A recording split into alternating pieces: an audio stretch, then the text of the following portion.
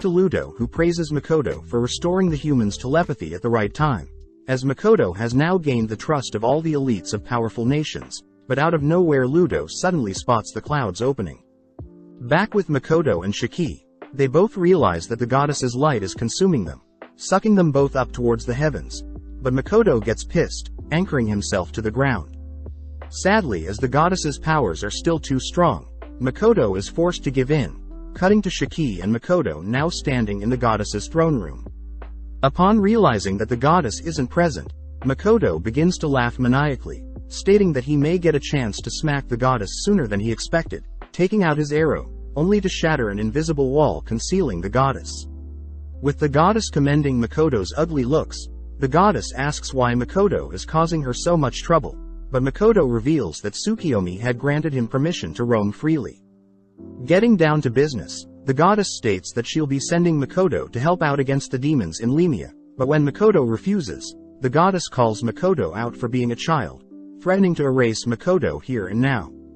Luckily, Makoto reminds the goddess that she had failed to kill him once already, as Makoto was able to overcome Sophia and Mitsurugi, annoying the goddess as Makoto declares the goddess isn't almighty. Smirking, the goddess glares at Shiki, preparing a powerful spell, but is suddenly interrupted by one of her followers, informing the goddess that she has a visitor from the original world.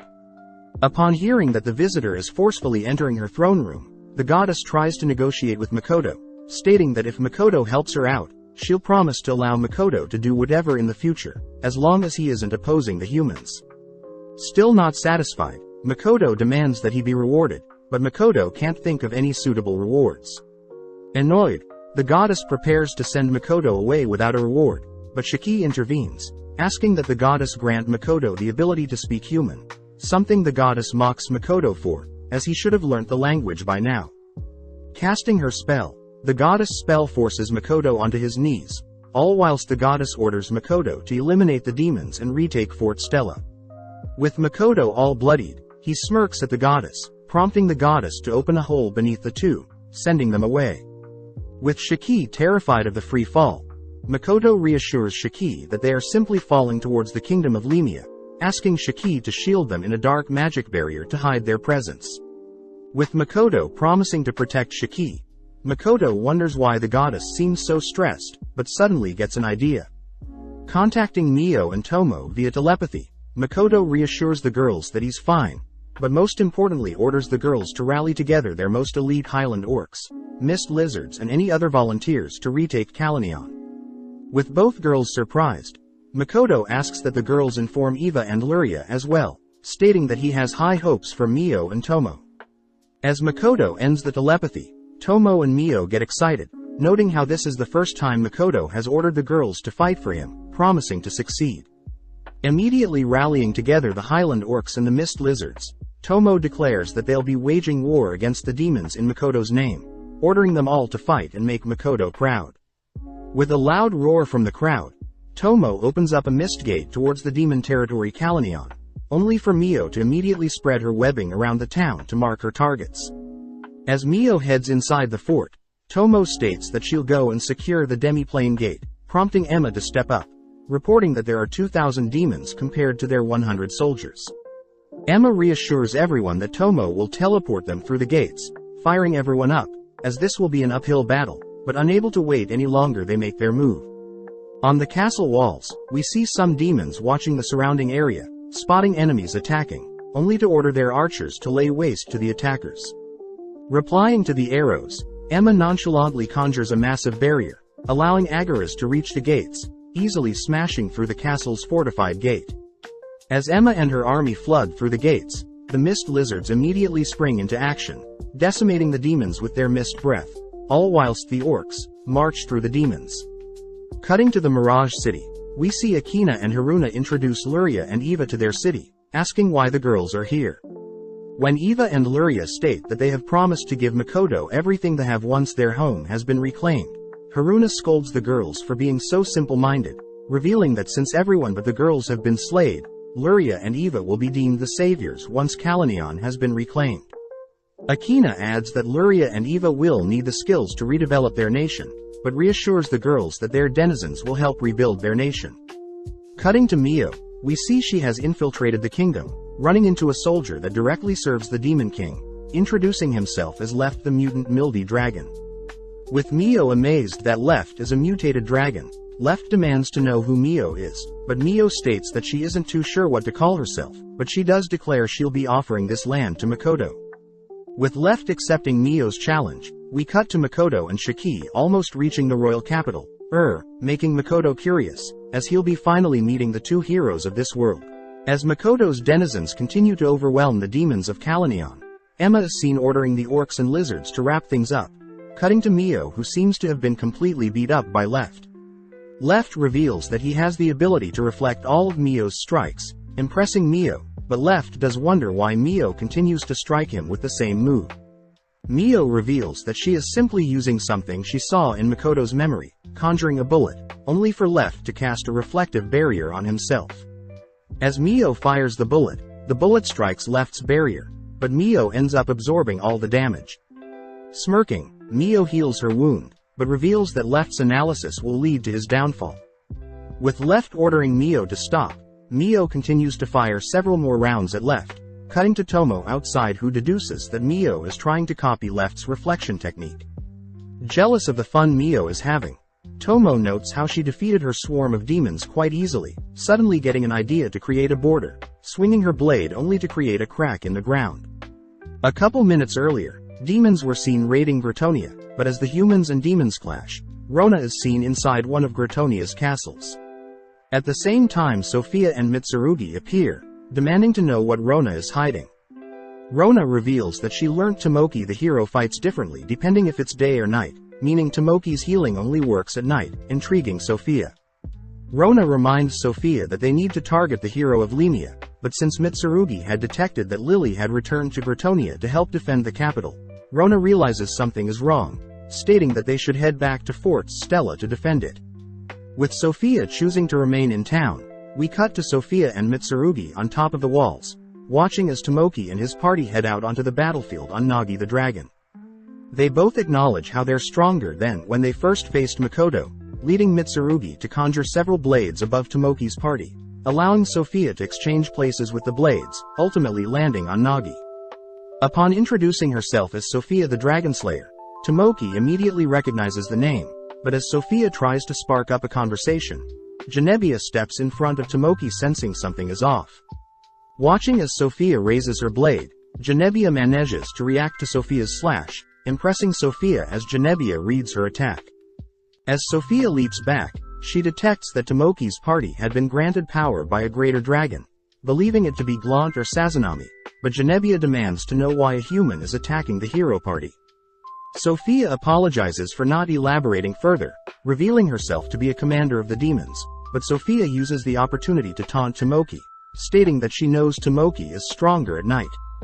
When Tomoki tries to charm Sophia with his eyes, Sophia dispels Tomoki's charm, offering to become his slave if Tomoki manages to defeat her. As Tomoki accepts Sophia's offer, Sophia immediately slashes one of Nagi's wings, declaring that she'll be waiting for everyone on the ground, only to swap places with a blade as Nagi begins to crash. As Tomoki's party recovers from the crash landing, Sophia greets the hero party, watching as Tomoki's team get into formation, only to lunge forward. Upon piercing Tomoki with her blade, she realizes that Tomoki was a fake, learning for Yukonatsu that it was a mud trap. As Sophia praises Yukonatsu for the mud trap, Tomoki orders Genevieve to stay on the defensive while Mora and Tomoki prepare to attack. Seeing Sophia's disturbing grin, Mora prepares a spell, all whilst Tomoki conjures several more weapons, making use of multiple elemental affinities only to all simultaneously fire at Sophia.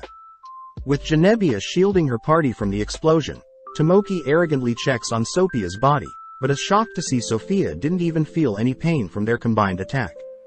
Sophia mocks Tomoki for his embarrassing attempt, angering Tomoki enough for him to charge at her, but at the same time, Mitsurugi has slayed an army of knights.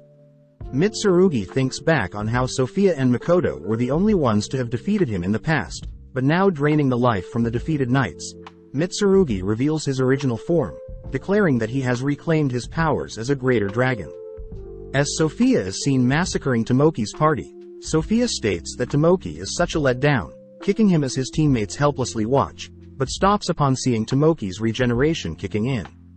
As Sophia begs Tomoki to reveal his true powers, Sophia realizes Tomoki fears he'll hit his teammates in the process, offering to kill them, but Tomoki says he'll reveal his true powers if Sophia returns his party to the capital.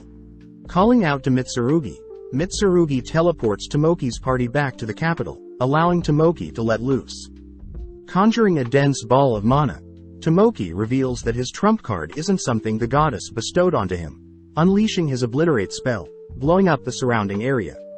Sophia and Mitsurugi are revealed to be unharmed, amazed that Tomoki's spell is stronger than Makoto's arrows, but states that Tomoki's disturbing attack also curses those who manage to avoid the blast. As Sophia cleanses Mitsurugi of the curse, Sophia orders Mitsurugi to not kill the unconscious Tomoki, telepathically communicating with Rona only to tell Rona that Tomoki got away. When Rona tells Sophia to head back to Fort Stella, Sophia agrees, but before Sophia can cut off the call, Sophia spots Makoto flying towards the Lemia capital, prompting both Mitsurugi and Sophia to both agree to head to Lemia to have their rematch with Makoto. As Rona helplessly wonders what will happen in Lemia, we cut back to Makoto and Shiki, where Makoto is wondering how he'll protect his identity, shocked to hear that Shiki has a way to cover Makoto, courtesy of Mio. As Verda rushes to report the demons are breaking past their defenses, making Otonashi think about how they should have moved the royal capital closer to Hopley lands. Otonashi also remembers that Illuminant is attending the academy, wishing to reunite with him soon, but states their main plan now is to retreat and focus on rallying together as many troops as possible to retake the royal capital. Chiya speaks up, wondering if they'll be abandoning everyone in town, but Otonashi reminds Chiya that they have to be willing to sacrifice some lives if they plan to win the war against the demons. As Otonashi holds back the thoughts of naval sacrifice, a knight commander, Seely suddenly rushes to remind the hero party to retreat, notifying the hero party that they plan only evacuating 30% of the citizens, since the demons are slaying every human in sight. As the hero party prepares to retreat through a secret passage, a massive smash could be heard nearby, revealed to be Io, who has cut off the hero party's escape path. As Otonashi begins to fill with anger, seeing that Io is still alive, Otonashi reveals her guardian-infused outfit, pissed to learn that Io was responsible for killing so many soldiers. Seeing Otonashi worked up, Verda steps in front of Otonashi, reminding Otonashi that retreating is their best course of action, but Io refuses to let that happen. Unleashing his true form, Io threatens to slaughter everyone in town if the hero party chooses to flee, dashing forward with a punch, only to be happy that Otonashi chooses to meet his attack with her blade. With Otonashi amazed at the sword Baron had crafted for her, Otonashi manages to knock Io back with her wind-infused blade, receiving buffs from Chiya and Woody, only to follow up with a slash. Sadly, Io's armor negates Otonashi's advances, having infused his fist with different elemental affinities, pummeling Otonashi into the ground. Before Io can finish Otonashi for good, Makoto suddenly arrives, having equipped the hero suit Mio had crafted, but as Makoto checks to see that everyone is okay, he's shocked to recognize Otonashi as the same senior from his high school, now as a hero of this world. With everyone shocked to see Makoto in his cosplay, they all suddenly spot Shiki appear in his lich form, confirming with Makoto that they must first save the hero. Makoto tells Shiki to not call him by his name, coming up with the alias Larva for Shiki and Master for Makoto, only to slowly approach Io. Io asks if Makoto is their enemy, but Makoto can't help but be drawn to Otonashi's skimpy look, snapping out of it, only to use a voice changer to announce that he has come to save the hero as requested by the goddess. Makoto orders Io to abandon Fort Stella and retreat north, but Io is more fixated on Makoto's armor, causing Makoto to threaten Io. Io states that he must slay Otonashi, offering to spare Makoto if he leaves now, but seeing as they both are at a standstill, they prepare to brawl. As Io introduces himself, he's disappointed that Makoto isn't returning the favor, reminding Otonashi of naval, but as Io launches a punch at Makoto, he shocks everyone when he easily blocks it. When Makoto asks Otonashi and her party to step back, Otonashi advises Makoto to not challenge Io using strength, but Makoto gets stuck between Io's two arms, caught off guard when Io uses his extra arms to knock Makoto back.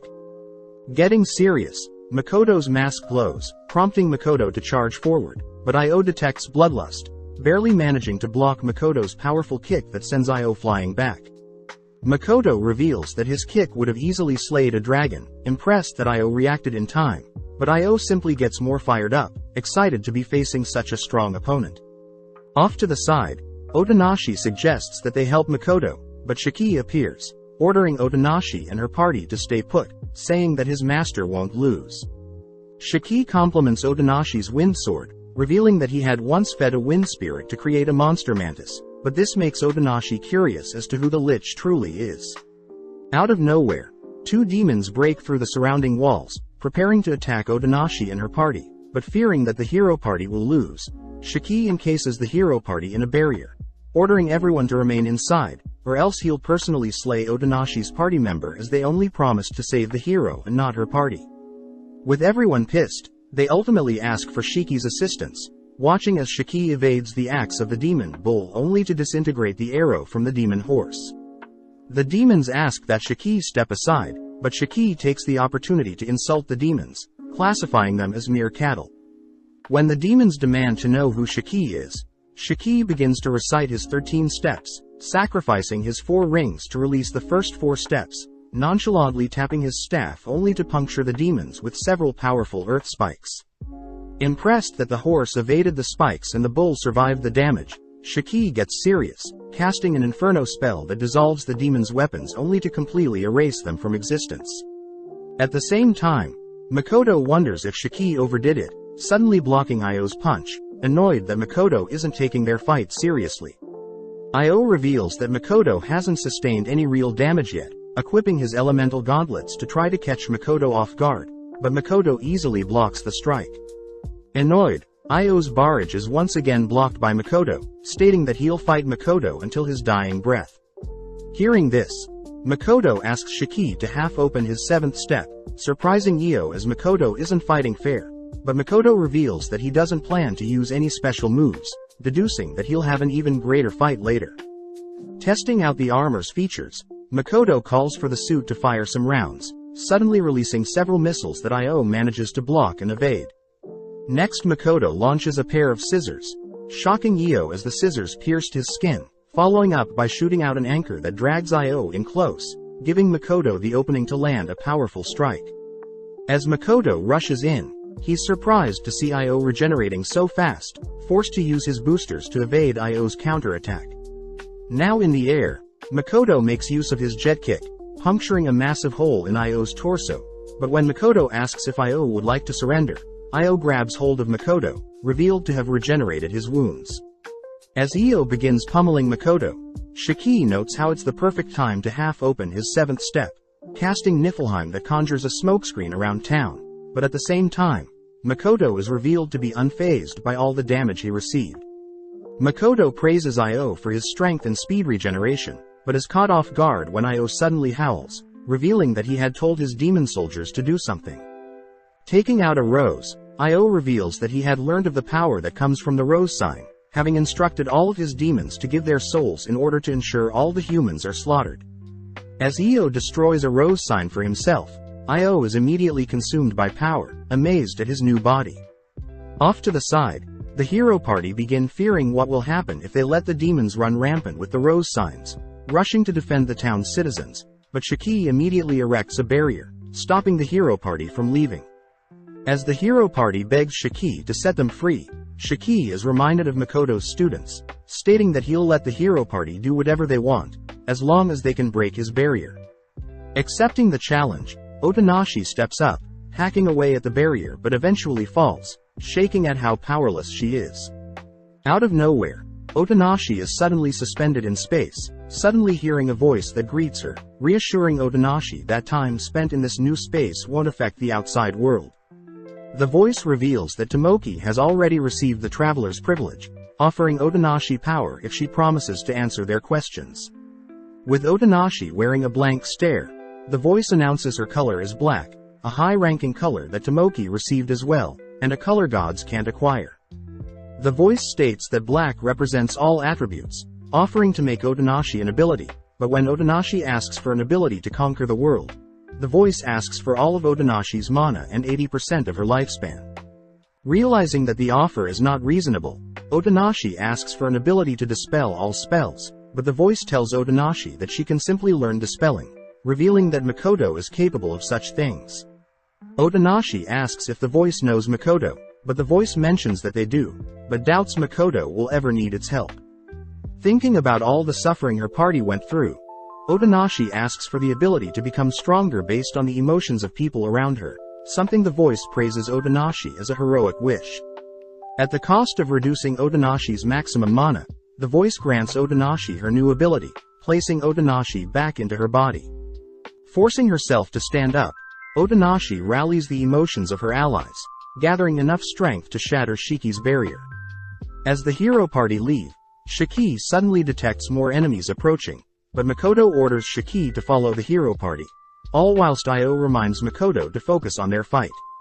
Out of nowhere, a swarm of projectiles rains onto Io and Makoto, making Makoto wonder if Io is pissed that his ally is attacking him, but Io says he can't control those above him. Knowing that he should probably weaken Io a bit, Makoto charges at Io, activating his Kai barrier, only to locate and dispel Io's rose marking. With Makoto suggesting that Io give up, they both suddenly hear Sophia chanting a long incantation, but Makoto suddenly realizes something is off with her spell. Spotting Sophia teleporting in front of him, Makoto barely manages to dodge her slash that destroys part of his helmet, but as Sophia greets Makoto, Makoto unequips his armor, glaring at Sophia. With Sophia glad that Makoto has remembered her, she praises Makoto for surviving her new attacks, confirming that Makoto is indeed stronger than Tomoki. Hearing this, Makoto demands to know if Sophia slayed Tomoki, but Sophia reveals that she let Tomoki live since he impressed her, refusing to leave when Makoto kindly asks her to and instead declaring that Mitsurugi and herself need their revenge. With Makoto calming himself, he knows that he'll have to try much harder against Sophia and Mitsurugi, but out of nowhere Rona appears, asking everyone to listen. When Rona greets Makoto, Io suddenly realizes Makoto is the owner of the Kuzunoa trading company, but both Rona and Sophia also realize that Makoto can now speak common as well. When Makoto tries to explain himself, Rona demands to know how Makoto got here from Rotskirt, learning from Io that Makoto plans to save the kingdom and take back Fort Stella. Hearing this, Sophia accuses Makoto of working under the goddess, but Makoto reassures everyone that he is simply doing the goddess a favor, disappointing Rona as she believed Makoto despised humans. Makoto fires back, reminding Rona that he returned Rona's favor, annoying Rona as the destruction she caused in Rotskirt was to help Makoto's trading business. Makoto reminds Rona that he had to clean up the mess, asking if all the demons left the city, but when Makoto sees that Rona agrees with a smirk, Makoto deduces that there must have been demi-humans that assisted the demons among the rich part of town. Changing topics, Rona asks to make another deal where Makoto leaves and in exchange she'll help Makoto bargain with the demons, but Makoto flat out refuses, ordering Rona and Io to retreat and give up Fort Stella. Annoyed, Rona asks if Makoto will really be able to defeat Io and Sophia combined, but Makoto asks that Rona join in to make things more interesting, shocking Rona as she learns Makoto easily defended against Io when he had the rose sign. Rona suddenly gets flustered, scolding Io for using the rose sign, but Io states that he would rather die with his men if it means taking down Makoto, but Rona refuses to let that happen, showing signs that she cares for Io. When Rona demands to know how long Io has left, Rona is frightened to hear that Makoto was able to dispel the rose sign, bringing Sophia to tears as she is amazed at how powerful Makoto must be. As Sophia declares she'll go all out to face Makoto, Rona states that she doesn't want to get caught in this mess, but as Sophia equips her blade, she reveals that the monster that created the Star Lake was actually Makoto himself. Suddenly disappearing, Makoto is forced to focus, nonchalantly equipping his ooze to defend against Sophia's surprise attack. Makoto remembers how Sophia used a similar attack to cut off his fingers the last time they met, but Sophia gets pissed channeling a dark magic spell, surprising Makoto as it's a new affinity for Sophia, but sadly Makoto easily defends against the projectile. Disturbed, Sophia wonders how Makoto defended against her dragon sword and dragon's flame spell, but Makoto simply mocks Sophia's pathetic attempt. Enraged, Sophia dashes forth, slashing with her dragon blade, but Io and Rona note how Makoto's ooze armor has no scratches, something that even Makoto praises himself for. Sophia wonders what type of defensive spell Makoto's mana ooze is from, but Makoto simply launches forward with a strike, suddenly cutting over to Ludo to watch the battle unfold. Ludo laughs at how amusing Makoto is, revealing that he's watching Makoto through Sophia, but suddenly Ludo talks about the secret of alchemy, the Philosopher's Stone, an elixir purely composed of pure mana. Ludo remembers the moment when Makoto told him that his mana was infinite, something that caught Ludo's attention, and is something that Ludo wants all to himself. Back to the battle. Sophia has managed to withstand Makoto's basic strikes, retaliating with multiple slashes of her own, but both seem to be holding their own. When Makoto asks if Sophia had borrowed strength from a greater dragon other than Mitsurugi, Sophia disappears, making Makoto wonder if she's using Shadow Dragon powers.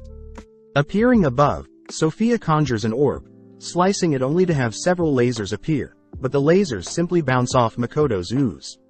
Shocked that nothing is working, Sophia wonders how Akari, the greater dragon of flames, attacks aren't harming Makoto, especially since Akari has the strongest attacks of all the greater dragons. Makoto butts in, asking why Sophia is only using attacks from greater dragons, but Sophia ignores him, dashing forward. Replying with a beam of his own, Makoto is impressed that Sophia can defend his attack, multiplying the beam only to blast Sophia, but Sophia suddenly disappears. Casting his Kai barrier, Makoto detects Sophia's hiding behind a piece of rubble, having his beams curve to force Sophia out of hiding. As Makoto's beam chases after Sophia, Io prepares to intervene, but with a single glare, Makoto orders Io to stand and watch. Seeing Sophia alive, Makoto commends Sophia for growing stronger since they last fought, but Sophia cries that she's consumed 4 greater dragons, Mitsurugi, Bakufu, Akari and Yomatoi. Shocked to hear Sophia consume them, Makoto learns that Sophia has the skill to steal the dragon's skills by consuming them, revealing that she currently has the strength to conquer a nation alone. Makoto doesn't believe Sophia is that strong, wondering if he underestimated his enemies, but just then Sophia declares that she plans to consume Sazanami and Muteki in order to defeat Banshoku. Surprised that Ludo is who Sophia is after, Makoto watches as Sophia undergoes a transformation, revealing her dragon scales, but Makoto states that Sophia still won't be able to defeat Ludo nor Tomo. Ignorantly, Sophia wonders how Makoto knows who Ludo or Tomo is, restarting the fight with a dark spell, only to slice at the same location her spell hit. With Sophia finally cutting through Makoto's ooze, Sophia continues to fire off multiple projectiles, but out of nowhere Io joins the battle with an attack from behind, but is surprised when Makoto suddenly grows another ooze arm. Glaring at Io, Makoto warns Io to back off, shooting him into the sky with his rocket punch. With no time to think, Makoto sacrifices his ooze to evade Sophia's slash, but when Sophia smirks having finally removed Makoto's ooze armor, Makoto simply creates a new one. Catching Sophia off guard, Makoto grabs hold of Sophia, blasting her with some magic, but is impressed that Sophia is still able to survive after his basic attack. Cutting to Otonashi and her party, we see them slowly working through the demons with rose signs, forced to retreat after each slain demon as their bodies explode after death due to the rose signs. With Chie casting a spell to protect them from Shiki's weakening mist, Shiiki suddenly notifies everyone that something is coming, casting a barrier to protect the hero party from hundreds of projectiles. Unfortunately, Woody was hit, forcing Chie to prepare to heal Woody. With the smoke clearing, everyone spots a massive dragon appear, prompting Shiki to step up, declaring that he knows the dragon is Mitsurugi, the greater Lancer dragon. With Shiki revealing that he is a follower of Makoto, we cut back to Sophia, who is clearly struggling against Makoto's impenetrable ooze armor, forced to tank Makoto's basic strikes. Off to the side, Rona wonders if she can secretly help Sophia, beginning to cast her trump card, but Makoto speaks up, glaring and reminding Rona to not intervene. Frozen in fear, Rona realizes that she had underestimated Makoto, offering to retreat and relinquish Fort Stella along with leaving the heroes alone.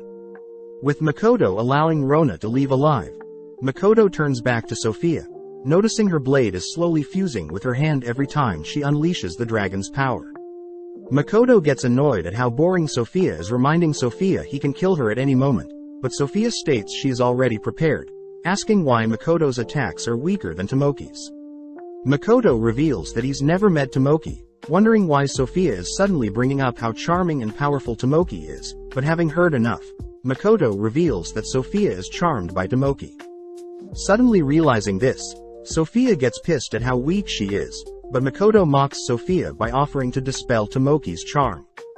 Annoyed, Sophia reveals her wings, dancing around Makoto as she lands several strikes, but Makoto easily detects her flight path, swatting her onto the floor.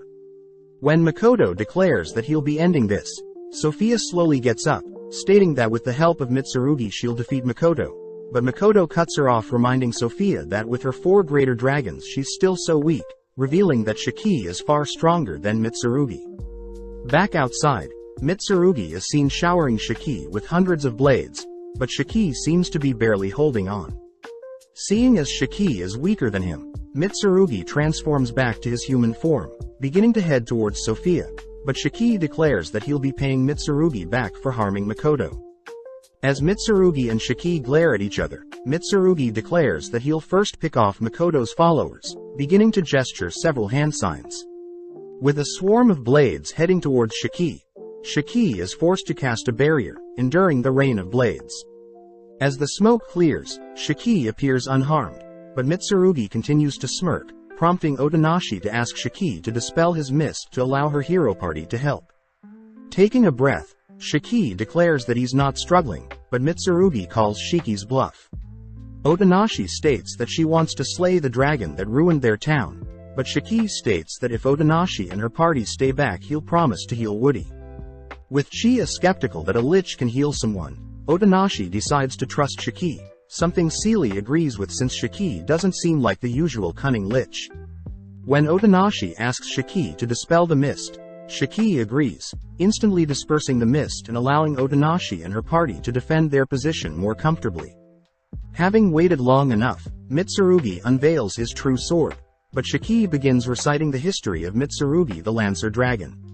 Shiki states that he knows Mitsurugi has 2 lives but uses a humanoid body to enhance its strength, something Shiki learned from Ludo, but Mitsurugi is surprised Shiki has heard of Ludo. Shiki continues by revealing that he knows the true swords are from warriors that challenged Mitsurugi in the past, but Mitsurugi realizes Shiki knows too much. Launching his blades at Shiki, Shiki takes a battle stance, casting his gross shear spell. As a dark crimson barrier forms around Shiki, Mitsurugi's blades bounce off Shiki's barrier, but as Shiki adds his Marugiri incantation to the barrier, Shiki is easily able to deflect and wither away Mitsurugi's blades. Completely speechless, Mitsurugi demands to know how Shiki defended against his true blades, but Shiki reveals that Ludo had given him intel on Mitsurugi and Shiki simply used his intellect to come up with a way to defeat Mitsurugi.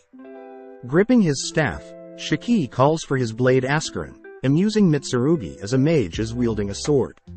Shiki reveals that Askaran is covered in poison and curses, specially crafted to take Mitsurugi's life, but Mitsurugi says he doesn't feel any fear seeing Shiki wield such a boring blade. Shiki utters that he doesn't need a special blade to slay a dragon, equipping a ring that enhances Shiki aura, but seeing as things are escalating Mitsurugi conjures several blades of his own. Sending his blades all across town, Mitsurugi slays as many people as possible, converting their bodies into blades and retrieving them ready to fight. Annoyed that Mitsurugi isn't taking his cursed blades seriously, Shiki lunges forward, prompting Mitsurugi to cover himself with blades, but Shiki easily cuts through Mitsurugi's blade. As Mitsurugi jumps back, he begins writhing in pain, revealed to have lost some fingers, but Shiki mentions how he's paying Mitsurugi back for cutting Makoto's fingers during their first encounter. As Shiki continues to slash at Mitsurugi, Mitsurugi sacrifices his swords to evade, but having all his blades shattered, Shiki wonders if the blades used to belong to past heroes. Taking the chance, Mitsurugi combines all the blades into a compressed ball of energy, firing it directly at Shiki, but meeting the projectile head-on. Shiki uses his palm to deflect the projectile, completely terrifying Mitsurugi. Firing several more blades at Shiki, Mitsurugi has no choice but to stay on the defensive, but seeing an opening, Shiki chants a binding spell, catching Mitsurugi off guard as Shiki can cast spells between slashes. Preparing to land a potent slash, Shiki spots Mitsurugi escape from his bind, forced to destroy Mitsurugi's oncoming blades, but Mitsurugi is terrified seeing his blades shatter upon striking Shiki's body. Taking a small break, Shiki declares that Mitsurugi's blades are useless against him, thanking Makoto, Tomo and Mio for training him so hard, promising to make the three proud. As Mitsurugi equips a blade of his own, he refuses to lose to Makoto's slave, but Shiki thinks about how sad it is that Ascaron's poison is slowly eating away at him. With Mitsurugi dashing forward, Shiki easily overpowers him with a stronger slash, followed up by shattering Mitsurugi's blades only to sever Mitsurugi's leg. Out of options, Mitsurugi attempts to slay and convert the hero party into his blades, but Otonashi and Verda are able to defend. Out of nowhere, Chia notices a stray blade heading towards her, but with no way of defending, Chia spots Seely tank the blade, earning a thanks from Shiki as he admits Chia would have given Mitsurugi a huge advantage against an undead. With Seely passing and becoming Mitsurugi's blade, Mitsurugi praises Shiki for pushing him so far, but as Shiki and Mitsurugi rush each other for the final strike, Mitsurugi manages to puncture Shiki's chest. Screaming out of joy, Mitsurugi is suddenly split in two by Shiki, revealed to have used his lich body as a decoy only to land a sneak attack from behind. With everyone shocked to see Shiki's gorgeous human body, Shiki admits that he has failed to hide his identity, but seeing as he made a promise, Shiki uses one of his rings to instantly heal Woody. Instructing the hero party to give Woody some sleep, but as Shiki tries to leave, Otonashi wonders who Shiki's master is if Shiki is already this powerful. But Shiki reminds Otonashi and her party they still need to worry about the citizens and do their duty. With the hero party promising to repay Shiki one day, Shiki heads off, leaving Otonashi to wonder how Shiki's master is most likely connected to her previous world and also owns the Kuzunoa trading company. Cutting back to Sophia and Makoto. Makoto gets weirded out suddenly seeing Sophia laughing, but Sophia reveals that she has sensed Mitsurugi passing away. Sophia reveals that she made a bet with Mitsurugi, being that the first person to pass is forced to give the other the remaining of their strength. In that moment, Sophia is engulfed with Mitsurugi's power, but Makoto wonders how Sophia will still defeat him. Annoyed at Makoto's cocky attitude, Sophia states she'll show off her trump card, encasing Makoto in her domain. Revealed to be Mitsurugi's prison of swords, Sophia declares she'll be executing Makoto in this new realm, but Makoto is amazed that Sophia dragged him into a separate space. Erecting his Kai barrier, Makoto scans the entire realm, realizing that Sophia will get a buff from fighting in this realm, but Makoto also deduces that Sophia shares existence and ownership with all the swords. Terrified that Makoto knows this, Makoto continues by stating that the swords are like Sophia's lives, having inherited all the skills of the people the swords belong to. With Sophia declaring that Makoto will lose, Makoto utters how boring Sophia is, retrieving his bow, only to fire off 2 arrows that shatter hundreds of blades. Rushing to stop Makoto, Sophia is forced back by Makoto's ooze. Noticing Sophia carving through his ooze more easily, Makoto strengthens his ooze, only to reveal his bow's name as Azusa, named after Azusa Yumi. Having enhanced his arrows with lightning, Makoto fires a single shot that shatters every single blade within his vicinity, indirectly hurting Sophia during the process. With Sophia demanding to know what type of monster Makoto is, Makoto simply fires off another lightning arrow, shattering even more blades, but this makes Sophia despair, having wanted to face off against Ludo. Makoto pities Sophia, revealing that she's being used as a camera, but seeing as Sophia has given up, Makoto reveals his true name of Masumi Makoto. Before Makoto fires his final shot, Sophia rushes to retrieve a hidden blade, managing to destroy Makoto's arrow with a Japanese sword. Makoto wonders if the person behind the sword was a sage, but upon hearing that the blade makes Sophia feel more human, Makoto deduces that the sword was created from a grant. Seeing Sophia rush in, Makoto is impressed to see the katana easily cut through his ooze, getting excited as he equips his red armor. Using his ooze to dash upwards, Makoto prepares to fire an arrow, but Sophia had predicted this, destroying the arrow, only to close the gap. Severing his own ooze platform, Makoto evades Sophia's slash, managing to fire and land an arrow on Sophia's left shoulder, disabling her wings. With Sophia too weak to fight, Makoto prepares a shot, uttering that Ludo now owes him, only to fire a second shot slaying Sophia and shattering her realm. Seeing as he now needs to retake Fort Stella, Makoto uses his ooze to elevate himself, expanding his Kai barrier to scope out Fort Stella. Upon confirming that Rona has evacuated the fort, Makoto fires off a single arrow, completely decimating the location, celebrating as he's completed the goddess's request. Choosing to fall towards the ground, Makoto braces with his ooze, surprised to see Shiki back in his human form. As Shiki reports that the heroes are fine, Makoto utters that he needs some rest, beginning to head off. When Shiki tells Makoto about the favor the heroes owe him, Makoto says he'll think about it later, happy to know that Otonashi will continue to get stronger to protect this world. With Makoto and Shiki finally returning to the demi-plane, Makoto is welcomed by the denizens along with Emma, Tomo and Mio, who have successfully won their battle. Makoto gets shocked hearing that there were no deaths amongst their ranks, hearing that Emma and her army easily reclaimed Kalanion, making Makoto wonder if he overestimated their enemies. Tomo does mention how she created a cliff as a border for their new land and that there was a noteworthy enemy, prompting Mio to show off a small snake. Mio explains that she was fighting Left, but after a while Mio got bored and began devouring Left's weapons and eventually left himself, and the small snake is what remains of Left. Makoto is surprised to see such an adorable creature be a demon commander like Rona and Io, but taking the chance Makoto reports that he managed to complete what the goddess had requested and even slayed Sophia and Mitsurugi with the help of Shiki. Hearing Shiki being praised by Makoto, Mio and Tomo gently pat Shiki on the shoulder, exuding potent jealousy. When Shiki tries to defend himself, Mio and Tomo simply ask to speak with him privately, dragging him away as they all agree to celebrate in the future. With some time passing, Lime informs Makoto that the Academy headmaster needs Makoto's help, annoyed to find out that the Academy failed to wipe out the remaining mutants. Grateful that some elder dwarves have stepped up to protect the city, Makoto feels bad since Shiki was up all night dealing with Tomo and Mio, but Shiki states that he still has energy to help Makoto clean up the city. Luckily, Makoto had called for Mondo and Lime to show off their skills, both rushing towards their own mutant. As Lime carves up his prey, Mondo bashes his target, leading Mondo to convert both mutants into trees, satisfying Makoto. Before Makoto heads off, he remembers that there are still demi-humans that support the demons, reasoning that he should leave that matter for another time. Later that day, Makoto watches as several dragon knights from Laurel deliver supplies, pleasing the townsfolk along with the temple as well. With Sairitsu promising to visit Makoto later that day, Tomo suddenly appears mentioning how the dragon knights are inferior to her kind. But Shiki takes the chance to deliver a letter to the hero of Lemia, swiftly fleeing in fear of Tomo. As Makoto scolds Tomo for being too harsh on Shiki, Tomo begins to sulk, having wanted to impress Makoto by taking down Sophia and Mitsurugi. But Makoto does thank Tomo for bringing the 4 seasons to the demi-plane, reminding Tomo that she needs to make more sake.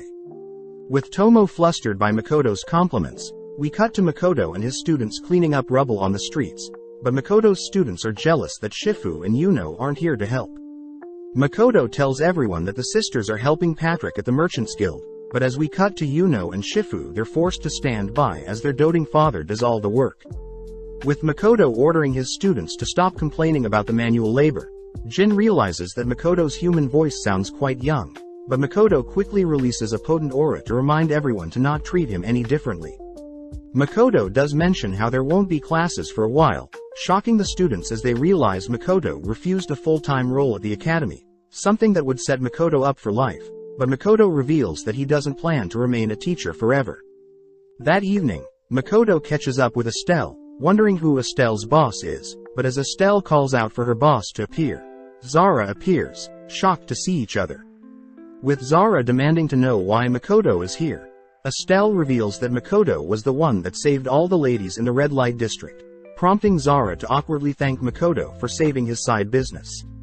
When Makoto reassures Zara that it was nothing, Zara utters that most of the merchants that disliked Makoto passed during the attack, revealing that the church along with the kingdom of Lemia and Laurel have ordered Zara to respect Makoto.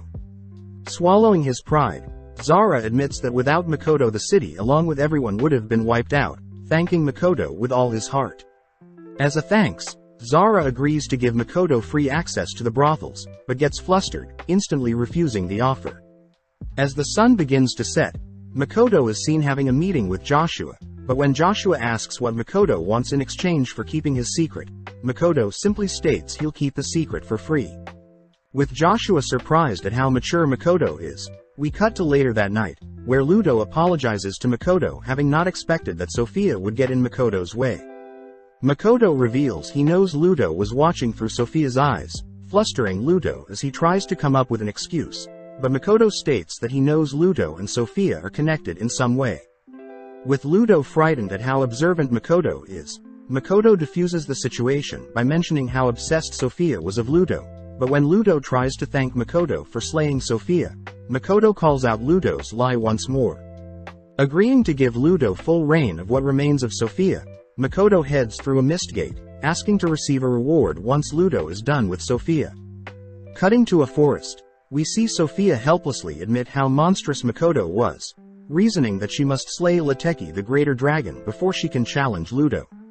Suddenly hearing a voice, Sophia springs onto her feet, wondering if one of Makoto's followers are here to finish her off, but instead Ludo appears, revealing his true name as Banshoku. With Sophia refusing to believe that Ludo is in front of her very eyes, Sophia readies several blades, but with a simple click of his fingers, Ludo dispels Sophia's blades. Ludo mentions how he's the leader of the Adventurers Guild, having been observing Sophia ever since she became an adventurer, but Ludo is sad to see how weak Sophia has become. Pissed, Sophia states that she can slay Ludo right now, but Ludo calls Sophia's bluff, reminding Sophia that herself and Mitsurugi were simply fragments of Ludo himself. Ludo reveals that Sophia was created by mixing his blood with a human, and Lancer was a throwaway fusion experiment of two lives, but Ludo is surprised that Sophia and Lancer ended up teaming up. When Ludo mentions how he regrets creating Sophia and Lancer, Sophia blames Ludo for messing up her life, but Ludo states that Sophia is simply too weak. Gripping her blade, Sophia reiterates how much she hates Ludo, igniting her blade only to dash towards Ludo. Surprisingly, Ludo emits an ooze just like Makoto to block Sophia's strike, but Ludo admits that Makoto's mana manipulation is far superior than his. Gesturing his hand, Ludo draws several orbs from Sophia's body, reminding Sophia that she no longer has the goddess's protection, and now she no longer has her dragon powers. As Sophia collapses, Ludo realizes Sophia's blade is Lancer himself, extracting the remaining orb that represents the 5 dragons Sophia had consumed.